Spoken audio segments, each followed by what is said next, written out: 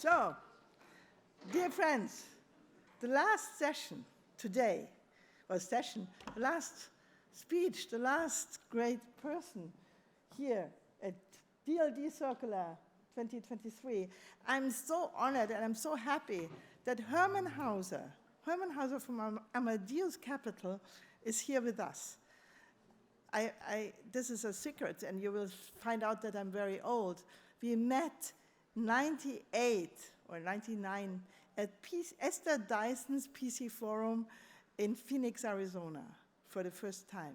It was the time when Hermann showed Jeff Bezos. Who of you have heard about Jeff Bezos?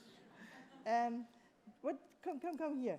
What did you show him then? What did you show him? Do you remember? Yes, it was the display for the Kindle. Display for the Kindle, 98, 99. Imagine. Since then, we know each other. And Hermann, it's to introduce you properly, I would take hours for it, or I would need hours for it. What drives you in the moment very much? What is your biggest goal right now? Just to jump into it. Right into it. Well, it must be the revolution in AI, and I'm happy to talk more about this, and quantum computing. I'm a physicist, so seeing the revolution in computing, since I was lucky enough to participate in the stack for classical computing when it was first produced, when we first met, because Esther Dyson at the PC Forum really was the yearly agenda meeting that everybody went to. And it was so early in the PC business that you would sit on the table and across you would be Bill Gates and Steve Jobs and Larry Ellison and, of course, Steffi. So it was a great time. But Steffi has asked me to say a few words about this new technology called large language models, which I'm sure all of you have heard of because it's in the press all the time at the moment as ChatGPT or Lambda or whatever they're called. I've seen many technologies come and go. I've been very lucky that I've been involved in 7 unicorns, 2 of which have become decacorns. I have never seen anything like it. And there are 5 things I want to tell you about it, and then finish on an optimistic and positive note. The first thing that distinguishes these large language models is that it is the fastest technology that we've ever seen. You know, we thought that Instagram was growing fast. This technology grew from 0 to 100 million users in just 2 months.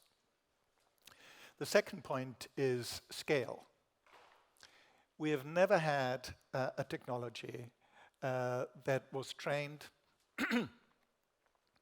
on all of mathematics, all of physics, all of chemistry, all of biology, all of history, all of geography, all of philosophy, and all of any other subject that you can mention, because anything that has ever been written and left a digital imprint in the world was used to create these phenomenal large language models that now have 100 billion parameters.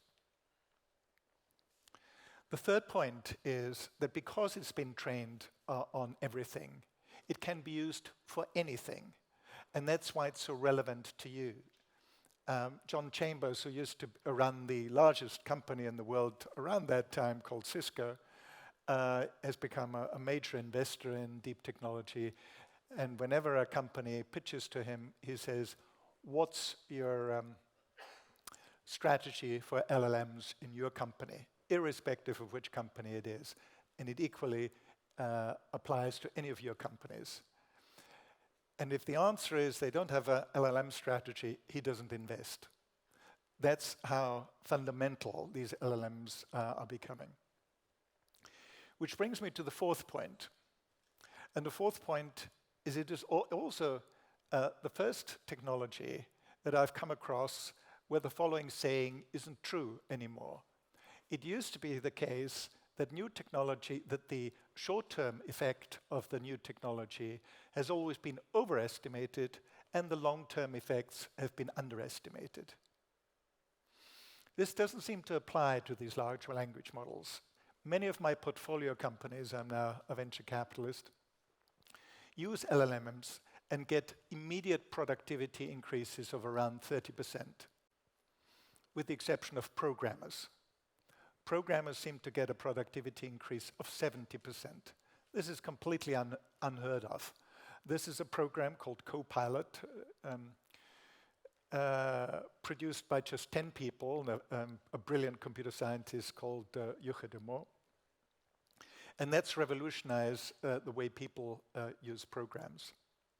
So it's really the first technology that applies to anything that you want to do, creates productivity increases in pretty much anything that you want to do.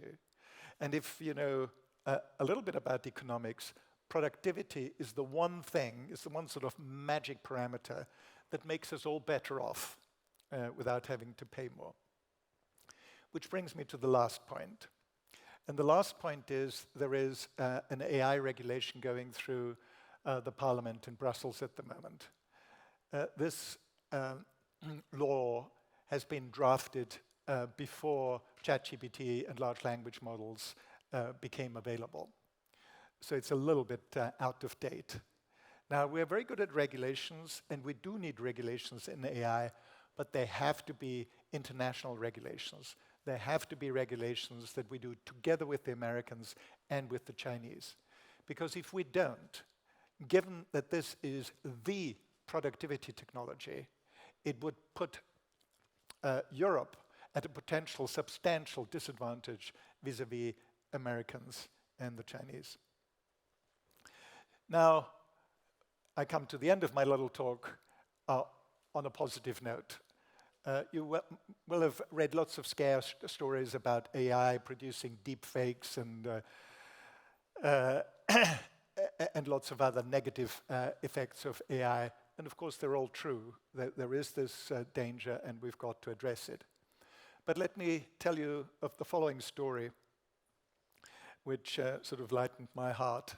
About 15 years ago, I imagined a technology in a little conference that I organized in Cambridge called What's Next. And what I envisaged we will be able to do in the fullness of time was a little ticker tape at the bottom of the TV screen. And the ticker tape would be a little worm that goes up and down between 0 and 1. And if it's close to 1, this technology would find a lot of evidence out there in the world to support what the person is just saying, and therefore it's green. If it's close to 0, it would find a lot of evidence to contradict what the person is just saying in real time.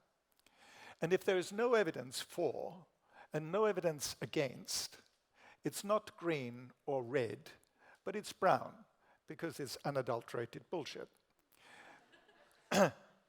So somebody called William Tunstall-Pedo rings me up and said, Hermann, do you remember this vision that you had 15 years ago? What did you call this vision? I said, William, I can't remember. But my son did, and I'd called it the evidence engine. And I said, William, why do you want to know? William has a startup called Unlikely AI in Cambridge, which is actually doing the exact opposite of ChatGPT. It's not statistically based, it's reason-based. And he said, the reason why I want to know what you called it is because I think I can build one next year. And I've now had the confirmation from other great AI gurus. Oh, I should tell you why William is an AI guru. Well, I backed William in a company called Evie in Cambridge. And Evie was bought by Amazon and became Alexa. So he's the father of Alexa. So he knows a thing or two about question and answer systems. So finishing on this positive note, that I think there is a chance that we might have a real-time fact checker, that every time anybody speaks at TV, you will see in real time whether they're telling the truth, whether they're actually lying, or whether they're just bullshitting. Thank you.